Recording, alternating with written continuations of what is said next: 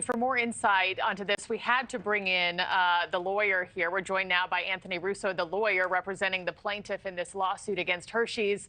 Anthony, thank you for joining us. I've been eager to talk to you. Just to clarify right off the top, we're talking about this candy, right? The pumpkin-shaped Hershey chocolate Reese peanut butter cup, correct? What was your client's problem with this when she opened up this packaging? Yes, that was one of the ones that was mentioned in the lawsuit. Basically, this comes down to consumer trust. Nobody wants to feel like they're being misled.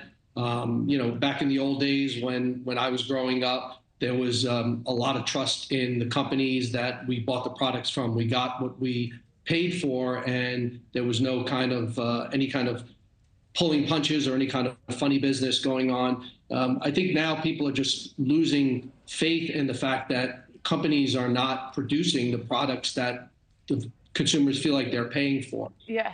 It's a very simple premise. So she opens up this package, and if I read correctly, the eyes weren't on the pumpkin like she thought they would be.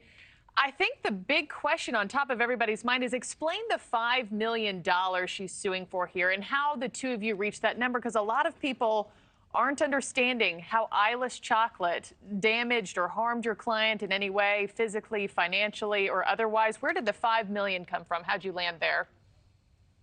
Yes, that's a question we get asked quite a bit from all the media sources. And really, just to clarify it, the $5 million or the number we claim in the lawsuit is basically just a jurisdictional number. You need certain requirements depending on where you are.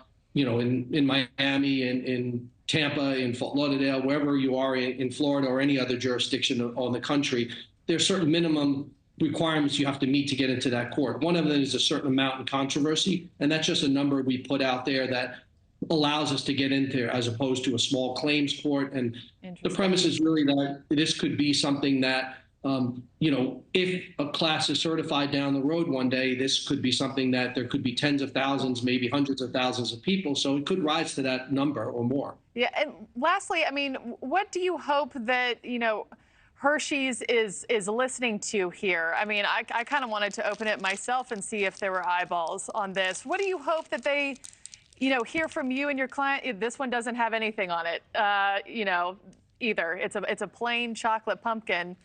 But what do you hope comes from this? And also, what do you tell critics who say this is the biggest money grab I've ever heard of, Anthony? It's the same thing we always do in all these cases we handle, and we're very discriminating. We probably take less than 1% of the cases that come across our desk. It's change. We just want companies to change what they're doing and just be honest with people. And that's a very simple premise. And sometimes it has to be to the point where somebody does file a lawsuit to get someone's attention, but it's really basically change for consumers. Thank you for watching. Go to newsnationnow.com to find NewsNation on your television provider. And don't forget to click the red subscribe button below to get more of NewsNation's fact-driven, unbiased coverage.